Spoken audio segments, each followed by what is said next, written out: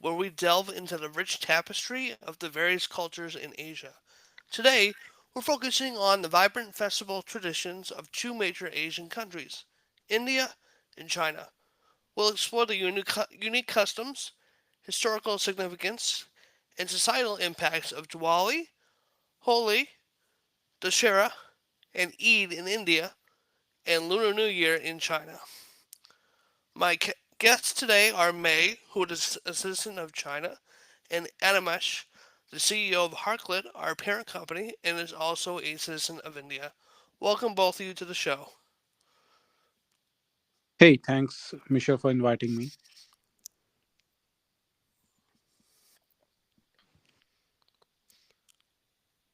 In this episode, we'll discuss Diwali, Holi, Dussehra, and Eid in India, and the Lunar New Year in China, examining their origins, traditional customs, regional variations, and the broader impact on society.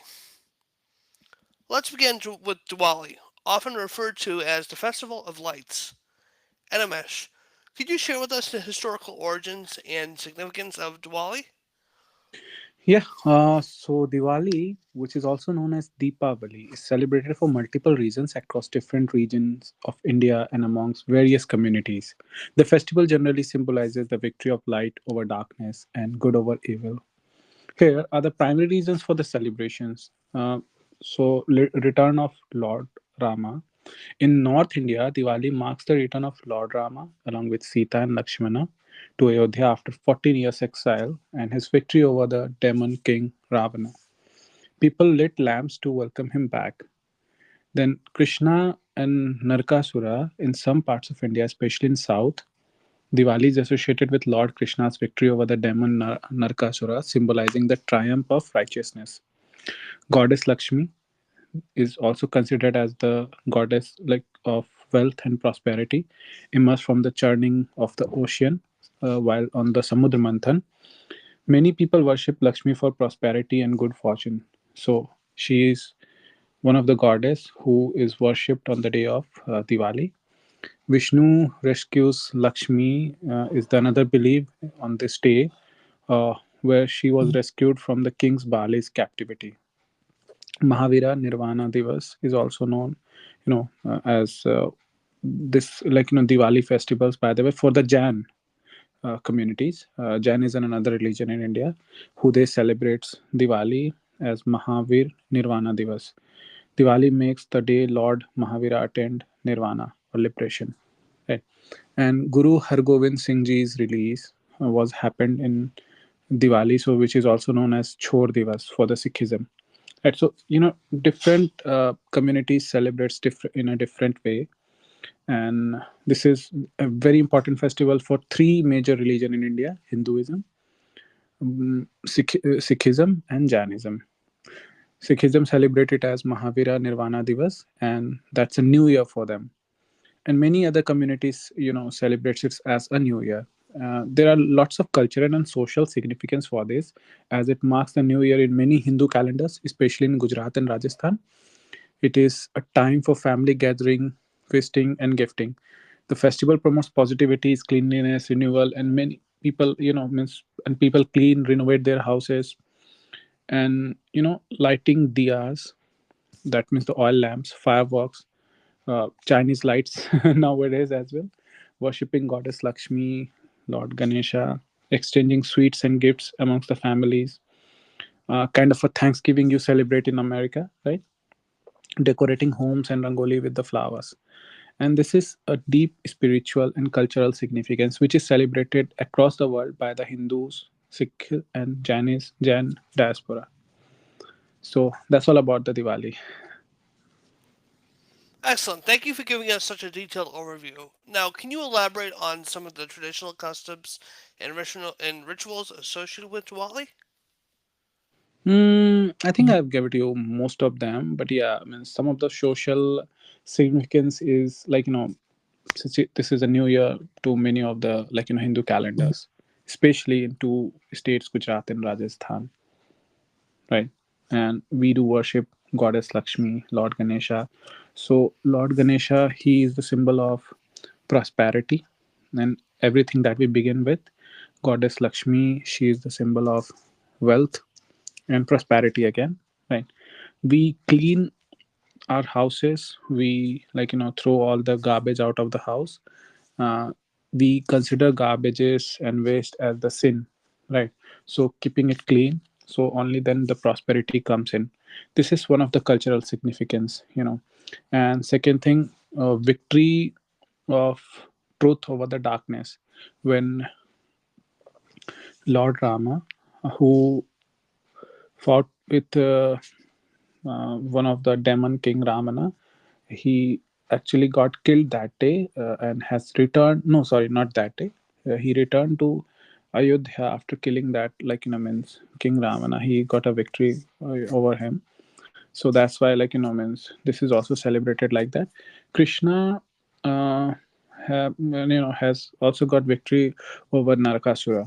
So these are, ancient Hindu gods, or maybe also they are the reincarnation of Lord Vishnu, right? Thank you. It's fascinating to learn about the various regional variations in Diwali celebrations. How do these differences reflect the diverse cultural landscape of India? In many different parts of India, from north to south, means these are celebrated in a different way. Like in north, it is believed to be celebrated and associated with Lord Rama. In southern India, it is believed and celebrated with the Lord Krishna, right?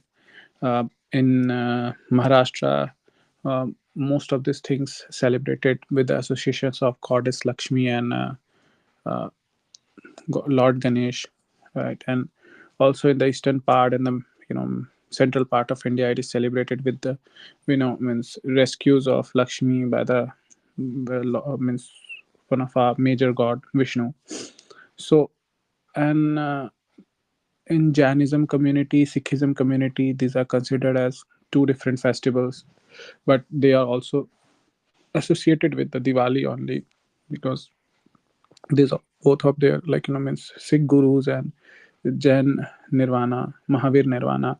They both had made their special day somehow on the same occasions. So this we celebrate in a different way in different parts, but yeah, everywhere we clean our houses, we exchange sweets, and since this is a polytheism religion, all these things, and has comes from the Indic part only, Sanatana.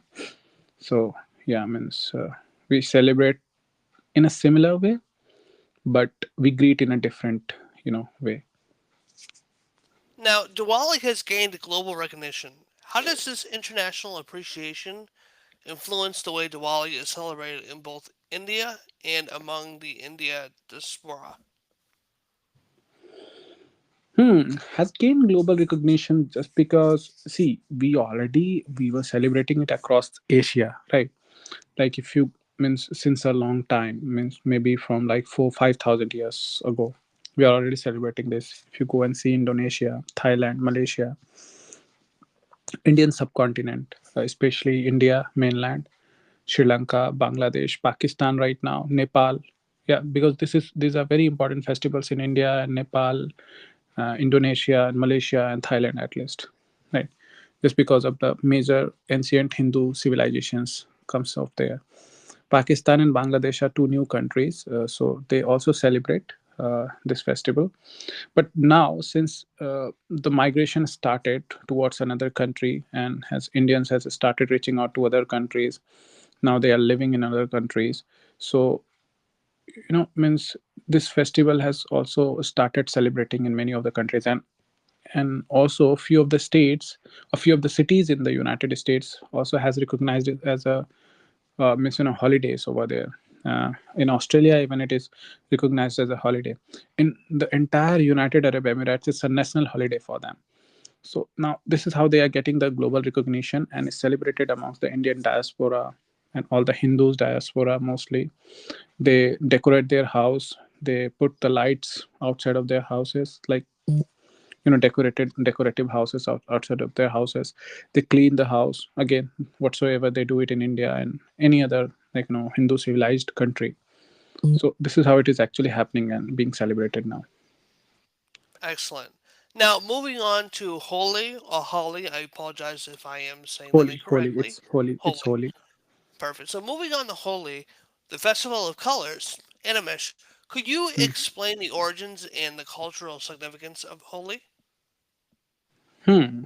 So, Holi is popular Hindu festival similar to Diwali and is celebrated across India and in many parts of the world. It is also known as the Festival of Colors, like that is known as the Festival of Lights, Festival of Love, Festival of Spring. The festival symbolizes arriving of spring, the victory of good over evil again, and celebrations of joy, unity, and renewal. What exactly happened, as per the mythological significance? First, legend of Prahlad and Holika. So the this is a very interesting story and a very famous story behind Holi is about the demon king Hiranyakashyap who wanted everyone to worship him. However, his son Prahlad was a devotee of Lord Vishnu, who is one of the supreme lord of 10 Hindus avatar, the reincarnated gods.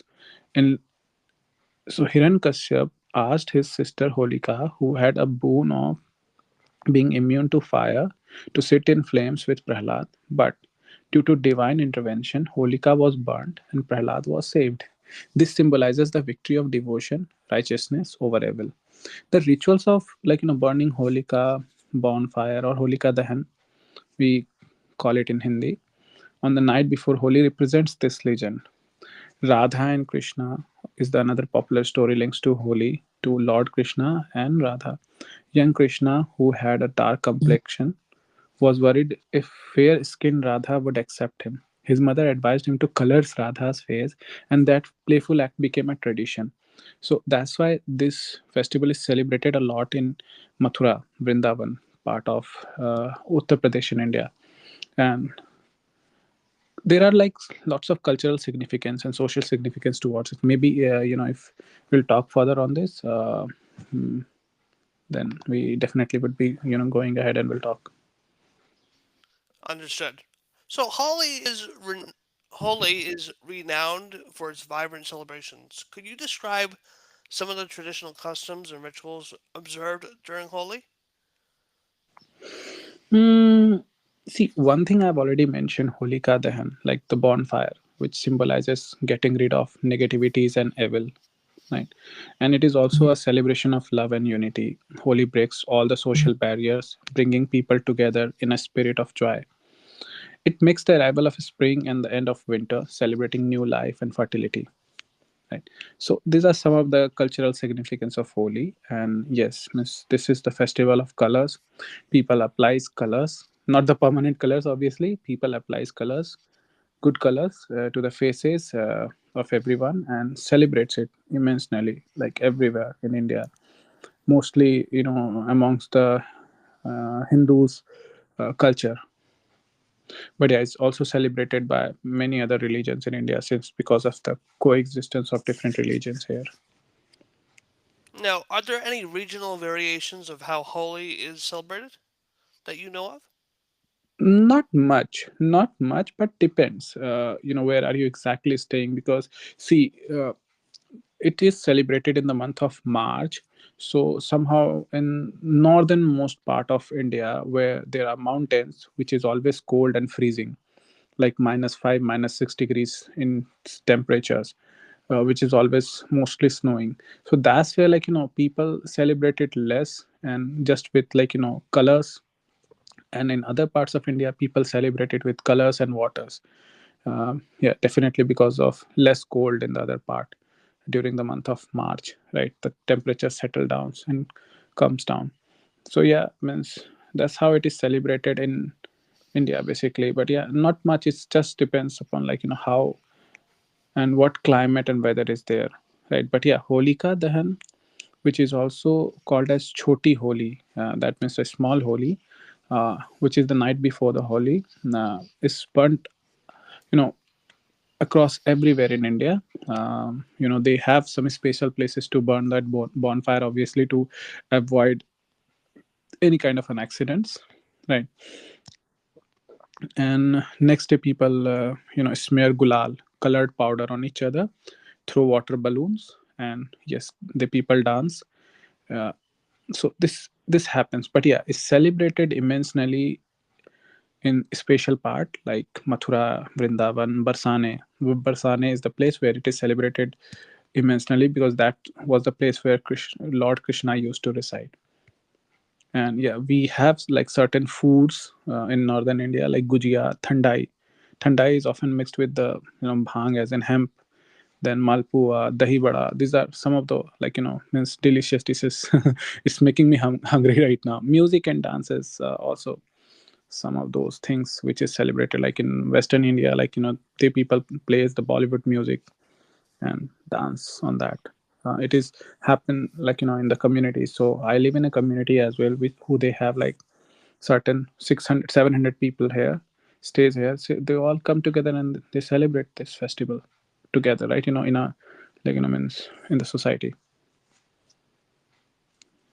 Now, Holi has become a global festival, especially outside of India, outside of Nepal, outside of Pakistan. How has this international recognition influenced the traditional observances of Holi in India? um, See, since this festival has really means recognized the global platform outside of the Hindu civilization, again if I'm saying right, or the whole of Indian subcontinent, Thailand, Indonesia, right, uh, that's where the Hindu civilizations are actually resides, and also Mauritius in some of the African countries as well. Now since the Indians have traveled to another countries and has settled there, on all these Hindu civilizations have settled there in another countries like America, Australia, Canada, UK. So that's where even the people has started celebrating Holi. And on the terms of cultural observance, I can see people are now like trying to learn more over about the Indian cultures, especially this Hinduism, and is now traveling to see the actual origin of this festival in Mathura, Vrindavan. And that's how this ISKCON things comes in. And if you see the chanting of Hare Krishna, Hare Radha Krishna, amongst those Vaishnava, white Americans even nowadays, right, by the ISKCON societies. So yeah, this is happening now in Russia and in New York and in many other places, even by the means lots of non-Hindu cultural people. They are even leaning towards this festival. They wanted to learn about the origin of this festival, how has it all started and everything. And they're also traveling in India to see you know the special place of this Next, let's discuss Dussehra. Am I saying that correctly? Dasara. Yep, correct. Dussehra, a festival that celebrates the victory of good over evil. Can you share the historical origins and the significance of Dussehra? Yeah, so as I have mentioned about Diwali, right? So in Diwali is the day when Lord Rama has returned to Ayodhya after winning over Demon King Ravana. So Dashara is exactly the same thing, right? So there are like many mythological significance that celebrates exactly 21 days before Diwali. So it is also known as Vijayadashmi. It's a very major Hindu festival, which is also known as good over evil, and it is the 10th day of the Hindu month of Ashwin, which comes in between like September October, marking the end of Navratri festival. That's where means Hindus basically fast. They means don't they avoid like whoever eats non-vegetarian foods like chicken and all, they avoid eating that. They also avoid eating onion and garlic. They all avoid like all kind of tamasic food.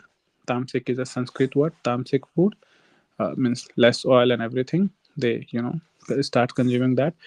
And some of the mythological significances behind this festival, like victory of Lord Rama over Ravana, which I've already mentioned in Diwali, because that's the day he returned, and this is the day when he got the victory over Demon King.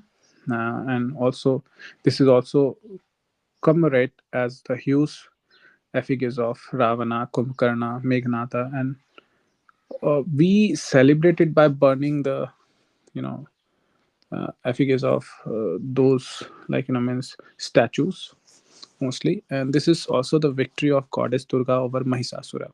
In Bengal and East India, Dashera marks the victory of goddess Durga over the demon Mahisasura. This day concludes the Durga Puja celebration.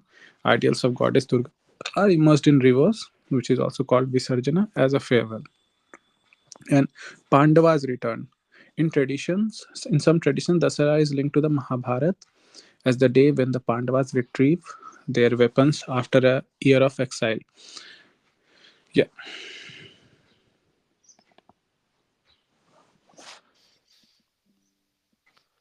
Now, Dussehra is marked by various customs and rituals. Can you elaborate on some of the traditional practices observed during the festival?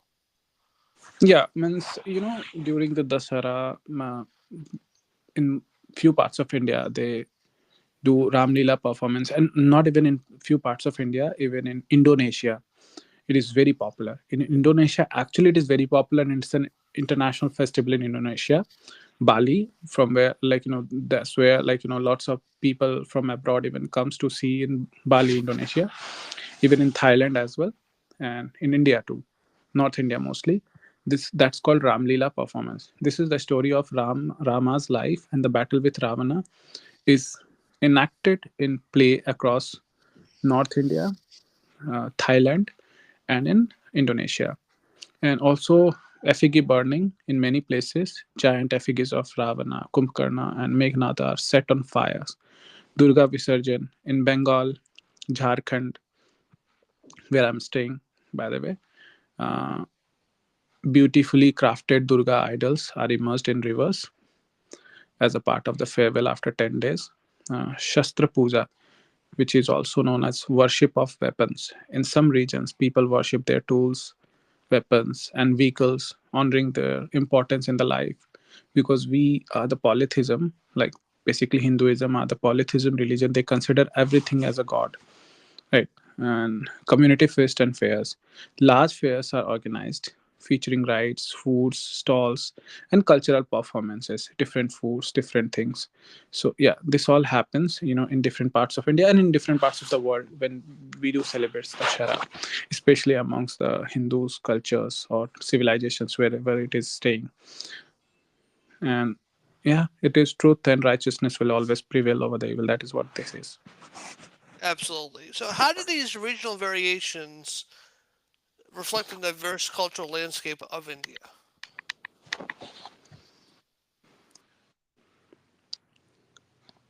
So I'm sorry, one more time, like religious variation in terms of what Dashera or Uh, like. yeah. So, how did the regional variations reflect the diverse culture landscape of India?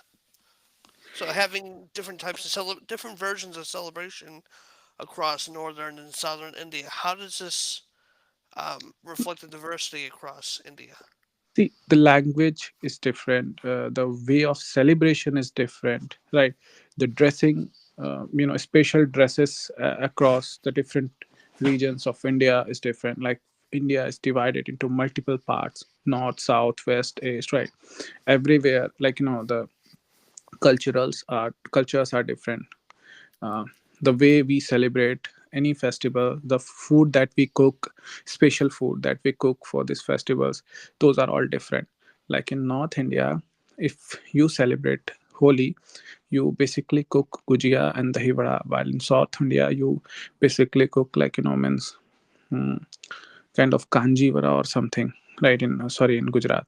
And in southern India you cook like mendhu vada or something like that, right? In eastern side of India, they mostly cook malpua or something like that, right? But yeah, it's not north, south, west, but the people, those who are even migrated to other parts of the world or across India from either of these places, they celebrate it in their own way. And when all these people comes along together in a same community, that actually makes a colorful festival. Any of the festival makes it very much colorful, with the different dressing senses, different way to worship. But yeah, all the things are exactly the same, the belief are exactly the same. But yeah, in some of the regions where, like, means they have got different religion, even in that case, like, the other religion comes together and celebrate it. Like even Islam, Christianity, Judaism, all they comes and also they celebrate. And they also, like, means uh, wishes for, the best for this festival to other Hindus, and, like, Sikhism and Jainism as well. Because, this is Diwali is also a part of Sikhism and Jainism, and Jainism also celebrates all the festivals. Sikhism also celebrates all the festivals of Hindus, because definitely they have came from the same, means, religion, Indic religion, or we call it as Sanatana. Now, Dussehra has gained international recognition. How has the global appreciation influenced the way Dussehra is celebrated both within India and among the India diaspora? See, the Shara is kind of a festival which is mostly for fasting and is celebrated emotionally in eastern side of India only. If I would put together, because it's kind of an artistic festival where we, prepare a statue, a crafted statue of goddess Durga. And also, means this is kind of a Ram Lila festival as well, which is celebrated even in the United States in some of their community halls. Last year they have celebrated in Washington DC, in White House, sorry, this Ram Lila thing, right? So, it is celebrated across the world by Hindu rituals, not just Indians, right? And they all fast for 9 days. They avoid non-vegetarian food and all the tamasic food. If I were told you, right, tamasic food, to be precise, it is all the non-oily food. Onion and garlics are avoided. Non-vegetarian foods are avoided if you are a non-vegetarian, right? And they all, like, chant, means Durga Stuti 2 times, means they pray for Durga, goddess Durga 2 times in a day, right? So that's how it is celebrated across the world wherever the Hindus stays. It's not like, mandatory to celebrate, but who they believe in it, they actually celebrate. But yeah, most of the Hindus celebrate, especially the North Indian does. And last but not least, let's talk about Eid, a significant festival for the Muslim community in India. Could you explain the origins and cultural significance of Eid? See, as far as I know about the Eid in India, so it is not just a, festival in India. It is celebrated across the world, same like Christmas and Diwali. But yeah, since because of the diverse spread of Islam across the world, this is celebrated across the world, not just in India, right? So they have got like multiple, Eid festival, Eid al Fitr, and Eid al Fitr, Eid al Adha, and means many two or three many different festivals celebrated by different sects of Islam or Muslims, right? So Eid al Fitr is festival of breaking the fast, same like Navratri, where we do break the fast as well after a day. But yeah, they are celebrated in a different way. Celebrated at the end of Ramadan, that is the Islamic month of fasting, which is marks as the completion of Ramadan, a month of fasting, prayer, and reflection. And the significance of this festival is the day of joy, gratitude, charity. Charity means zakat in Arabic word. Is celebrating, like, spiritual renewal and discipline gained through the fasting, basically. And they have some scientific, theories behind that as well, right?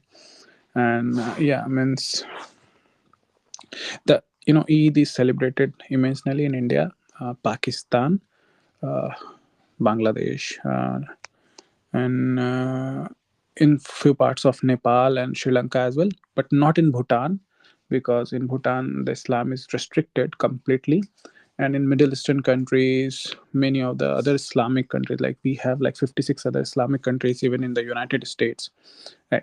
And they have a special congregational, like, prayer which is held in the mosque and in the open spaces, which is called Salat al Eid. Zakat al Fitr is there, like, which is charity before Eid prayer. Muslim gives special charity to help to the less fortunate people. And festive meals after a month of fasting, family prepares enjoy special dishes like sheer khorma, which is sweet vermicelli, biryani, kebabs, many other sweets, and new clothes. They prepare new clothes. They also clean their houses, renovate their houses. They visit friends and families. Same Thanksgiving, and it is a community celebrations, feast, fairs, and gatherings. In India, we get holidays, we celebrate it with Muslims. Means we go and wish them their Eid. Definitely means we don't go to their prayer as a part of the respect of their traditions, because they don't allow any means non-Muslim or the non-believers into their prayers. But yeah, they keep us in the prayers over there. Now, Eid al-Adha is another festival, which is the festival of sacrifice, when celebrated as Dhul Ajha. It is the 12th month of the Islamic calendar, about 70 days after the Eid al-Fitr, which uh, commemorates the Prophet Abraham's willingness to sacrifice his son as an act of obedience of Allah before Allah replaced him with his wife. And it teaches the faith, obedience, sacrifices, and coincidence with Hajj pilgrimage. But yeah, in India, it is named as uh, Bakrid, but in other part of the world, it is known as like the Kurbani, the last day when God sheep, cow, or camel is sacrificed following the Prophet Ibrahim's traditions. It means whatever is your favorite thing, you need to sacrifice that. Like, so if you have a pet as goat, sheep, cow, or camel, you need to sacrifice that. But in India, since because of the traditional ban, you cannot slaughter a cow or camel, that means the cattle's. So you only can get to slaughter a few animals like goat and sheep, right? And then they distribute the meat. So they have got like three parts to distribute the meat: one third for the family, one third for relatives and friends, and one third for the poor and needy people who do those who can't afford to have a animal to sacrifice. So it is distributed amongst them. And dishes made with the sacrificed meat, such as biryani, kebab, and mutton curries, are prepared and shared amongst the people as well.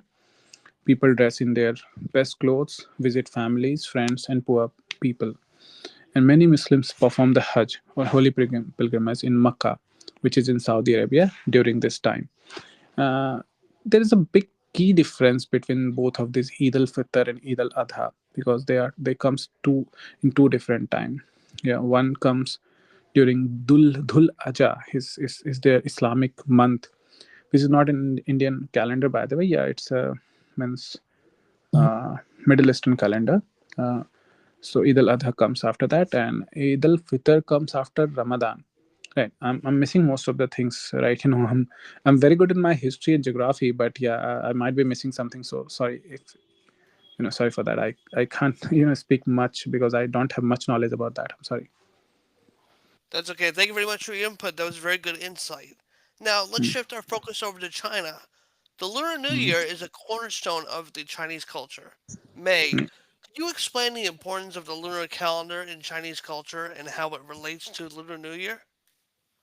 Okay, thank you, Mitch. So allow me to talk about on this topic. So first of all, Lunar New Year is a relatively new name introduced in the United States in order to unify the Asian community because there were arguments over how this New Year should be called. Well, the conclusion is Lunar New Year is the most inclusive version. Well, actually, the Chinese New Year is not based on the lunar calendar. It's based on a much more complex calendar system. Involves the moon, the sun, and other timing of the agriculture. And it has changed over the course of two thousands of years. Well, as far as I remember, the calendar is referred to as agriculture calendar nowadays because it's tied to the timing of and seasoning of agricultural activities. Well, that also explains why the New Year is very significant in the culture because the Chinese culture, at least before the 20th centuries, is heavily relies on agriculture, farming, and farming is the most important activities of the whole society. It's above any other businesses. Now, the customs of family reunions, feasts, and red envelopes are central to the Lunar New Year. Can you delve into the meaning behind these traditions? Well, all these are related to family value and the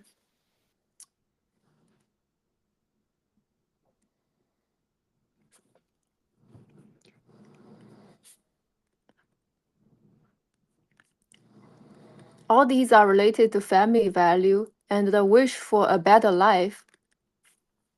And that's also can be related to the agricultural culture because in the old days, imagine in the farming on the farming land, human labor is the most important resource. And the more family member you have, the more successful your business could be. So family value is again above any other values. A person would sacrifice himself or herself for the honor of a family. A society is also built on top of families, not individuals. So the greatest achievement of an individual is make his family's name. So that's why on New Year's Day, no matter what jobs you're working at, how far you are away from home, you always find your way back home and reunite with your relatives. Even though you don't talk through the other days of the year, on that day, you have to be at home. Now, beyond the individual level, how does the Lunar New Year foster family bonds and community spirit in Chinese society? Oh, that's a good question. Because I just talked about how important the family value is in China, but also note that it was tied to the agricultural time age. And as far as we can see, nowadays China is clearly an industrialized country. It's probably one of the most industrialized country in the world. It has the biggest manufacturers and has the most working laborers in industry. So between now and then, what has changed?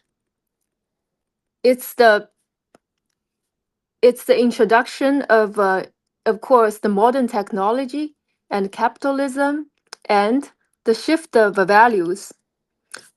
The Chinese values are more and more shifting towards individuals, just like any other Western countries. The family size is becoming smaller and smaller. Nowadays, it's not uncommon for a family of two or three celebrate New Year.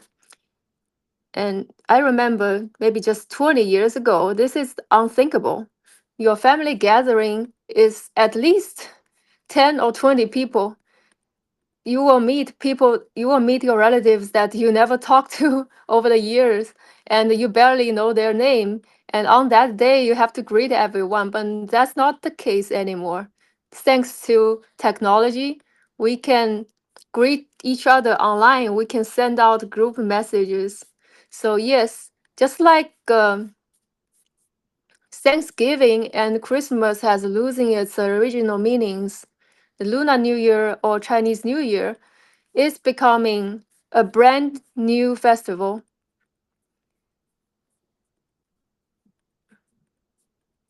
Perfect. Thank you for the insight. Now, is there any more information that you would like to give us about Lunar New Year that you think is important for folks to know? from all different aspects of the world? Well, I can circle back to our first question is about the calendar system. And why is it significant? Why is it the first question? Because this because it's something that it's the few cultures that was kept through the industrialized revolution, the world wars, the Second World War, the civil wars in China, the cultural revolution in China. It's the few culture from the old times that remains. Because even till this day, half of the Chinese population are still tied to ground, tied to farming business, and there's still supporting the base of a Chinese economics, though it's never discussed. It's it's always often ignored, but it's still the backbone of China. So there is a big clash between agricultural and industrial, the urban area and the rural area, the people who lives in the city and people lives in the countryside. Remember, that is about half and half in China. So yes, it's not divided by region, it's not divided by religion, not divided by skin color, of course, but it's divided by what business you're up to. Are you a farmer, or are you a citizen in the city? It's a totally different lifestyle.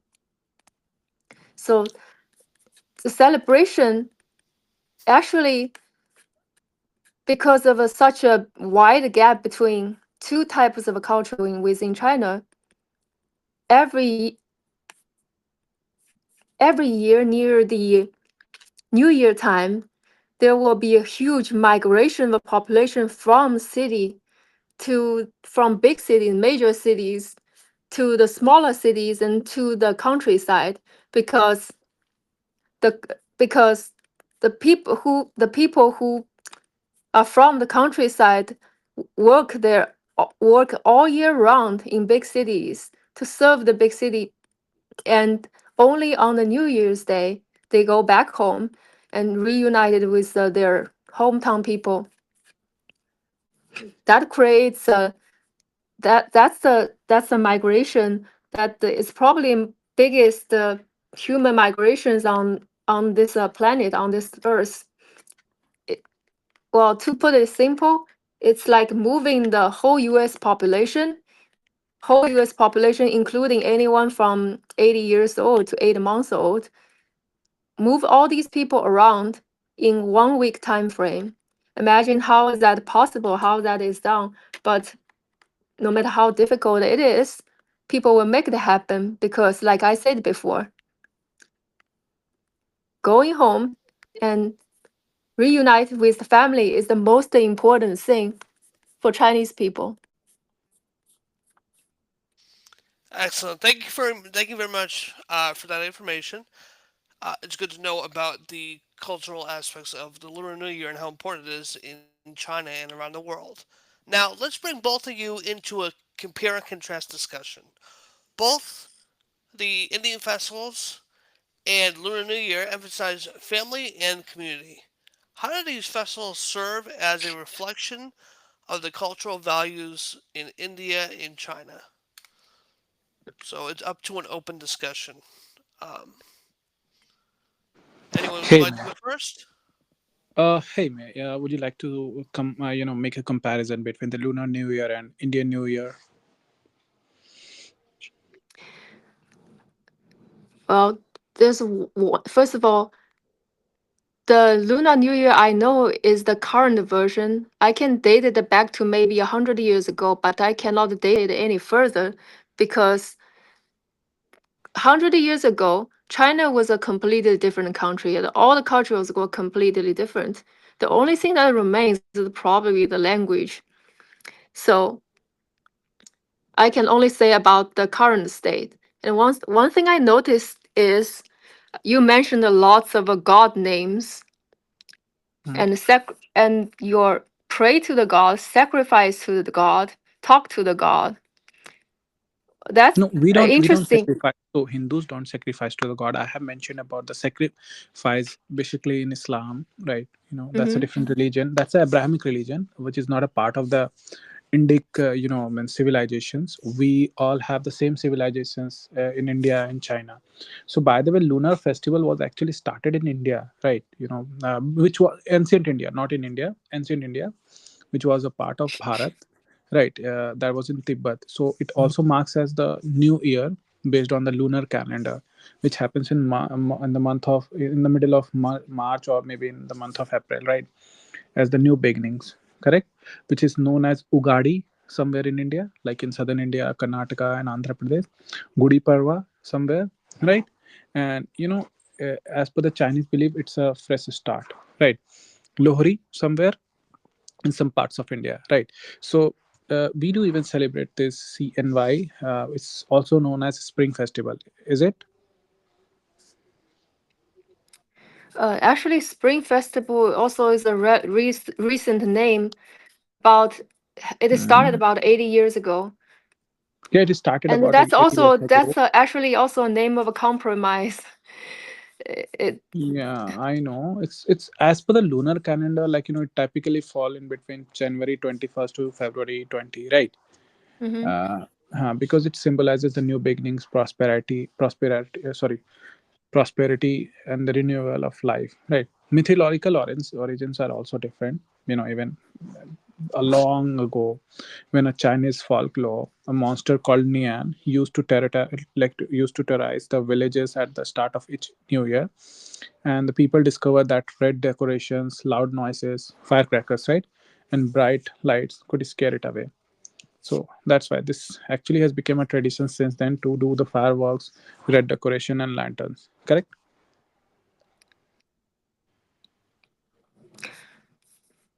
Right. You also clean and decorate the houses. Family cleans their homes before the new year to remove bad luck and welcome good fortune. Similar to the Hindus, like means Holi's and Diwali's traditions, right? So yeah, the cultural significance both are same, because this is an animistic religion, comes from the polytheism only after the Buddhism and everyone, right? And you do reunion dinner, which is called chusi, right? Chusi in This is called chusi in India, basically. In the New Year's Eve, family gather for a big feast, like traditional dishes like dumplings, fish, spring roll, and many rice cakes. Right, eating fish symbolizes the abundance because the Chinese word for fish is yu, which sounds surplus. Correct. Means I have had read a lot about this Chinese New Year, because we do even celebrate it, Lunar New Year's in India, because this is a tradition, or ancient tradition from India, as a part of Tibet, which is now even celebrated in the mainland of your China. Fireworks also happens for dragon and lion dances also happen. Lion and dragon dances, which is a part of the ancient India again, amongst the Tibet tribes, right? And they give envelope to elder gives, like red envelopes filled with money to the children, which is again part of the ancient Hindu civilizations and ancient Indian civilizations. An amount of money usually ends in an even number for the good luck, right? Not in an odd number. And new clothes, you prefer to wear red clothes in China, because this is considered as the luckiest color. Visiting temples, honoring ancestors, right? Uh, Pray for good luck, health, and prosperities. And this is also known as the Lantern Festival. And there are like lots of zodiac animals in that, right? Rat, ox, tiger, rabbit, dragon, snake, horse, goat, monkey, rooster, dog, pig, right? So yeah, uh, because 2024 is the year of dragon, as I've heard, which symbolizes the power, success, and charisma. Am I correct, May? Yeah, and I try to follow what you are saying. I think good s- that's a good sample of all the traditions. So there are so many traditions because this festival itself has changed over the time, and different people from different Yeah, it regions has from changed over different times kind. time. It has kind changed of over time cherry. because India and China are two industrialized countries and two bigger manufacturing industry in the world, right? Wherever you go, if you hear who are the means manufacturing hub in the world, so that's India and China only, right? So because of the ancient Silk Route trade linked with China and India, leading to the cultural influence, you know Chinese calendar and astrologies have influenced some of the Indian astrologist tradition as well. Indian Buddhism spread to China, influencing their New Year customs like temple prayers and everything, and also offering and praying to the ancestors who they have passed away. Right. So these are some of the cultural significance over there in between India and China, and also shares the same landmass part as well. So yeah, I mean, this is how we also celebrate the same thing, as you do, and it's very much means lunar festival is very much means popular in the northeastern part of India.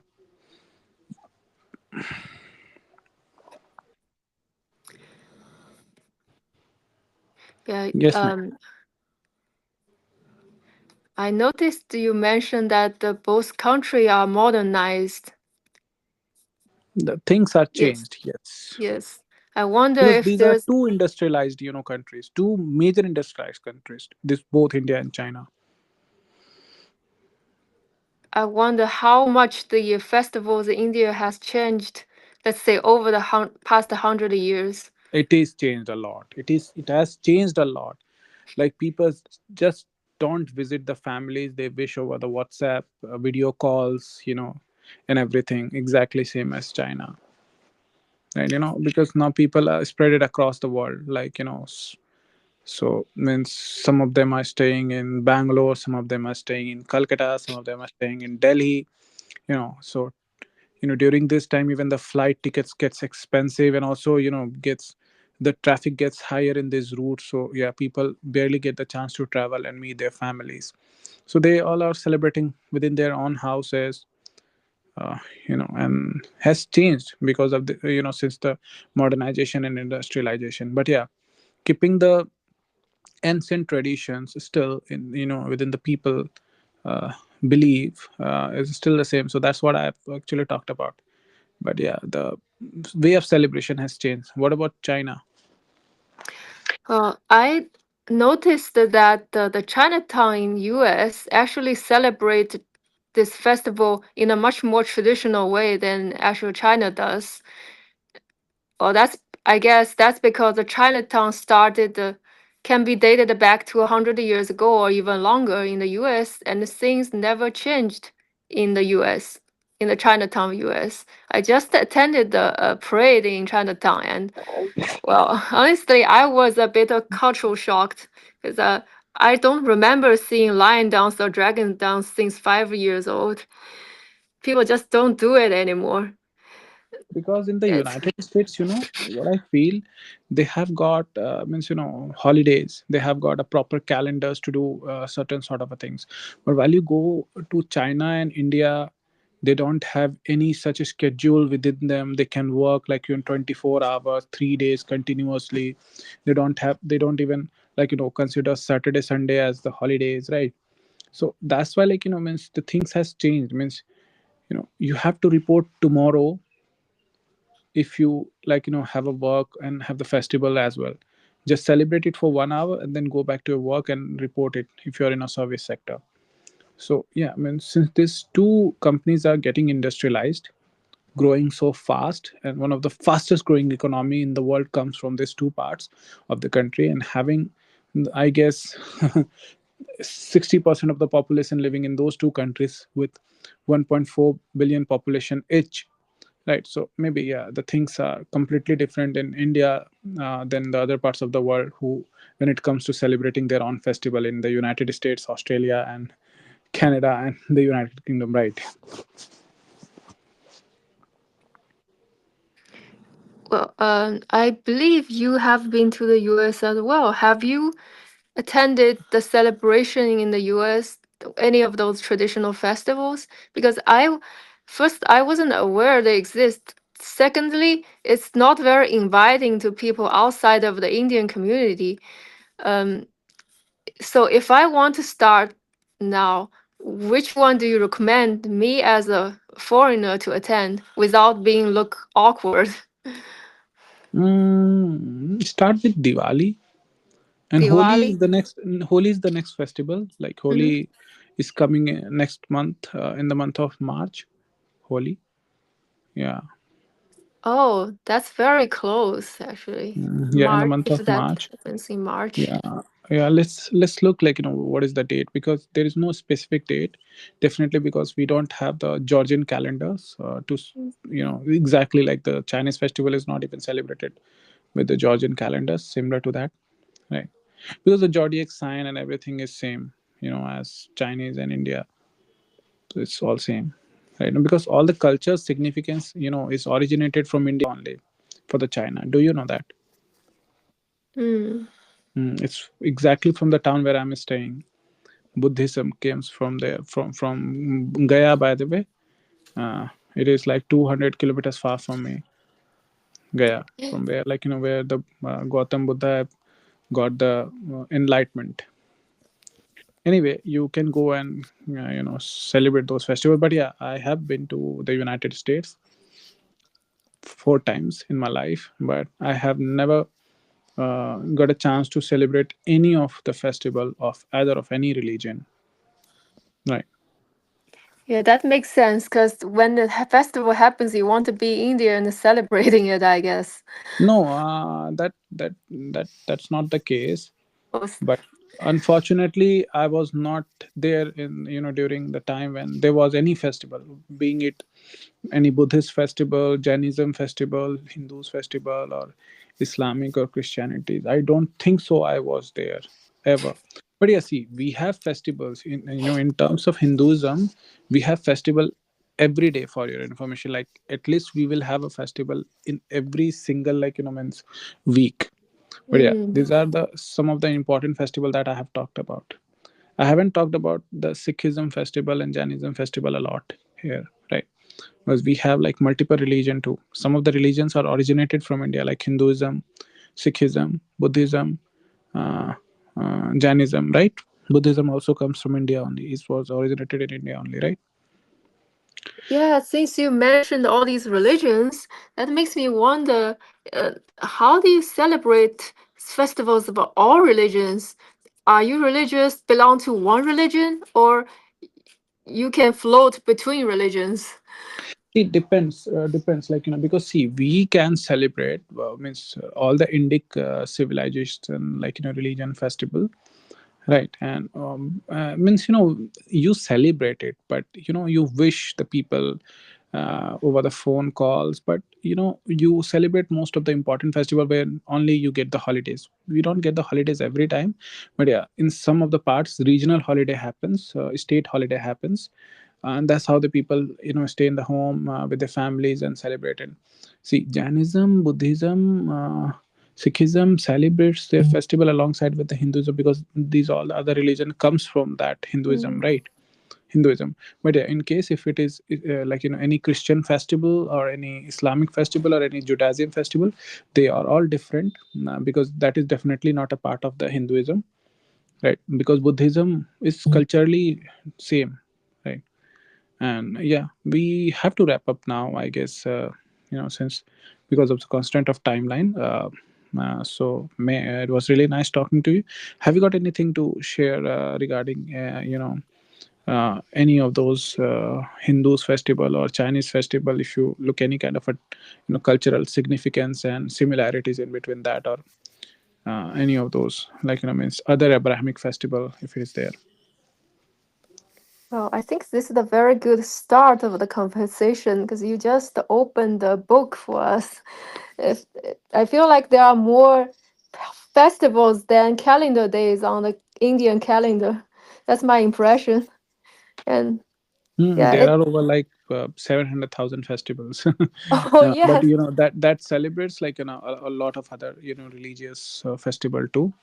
But yeah, basically, Abrahamic religion is not a part of India, right? We do celebrate because of the, like, means high population of Islam and Christianity is in this country, right? Mhm. Otherwise, yeah. Well, Buddhism is a part of India. But anyway, we can wrap up. I hate to Mitchell end is up there. this. Yeah, I hate to wrap up. This has been a great conversation. Great to know a lot of these different things. So thank you very much, Animesh and May, for joining us today. It's been a pleasure to get to learn about the festival culture differences and similarities between two major countries, India and China. So thanks to both of you. Thank you for tuning in to the Asia Link podcast. Make sure to like this video and podcast, subscribe, and share with your friends and family. Also, follow us on Facebook on our page, Asia Link. Until next time, I'm Mitch Barron. Thank you for listening. Have a great day.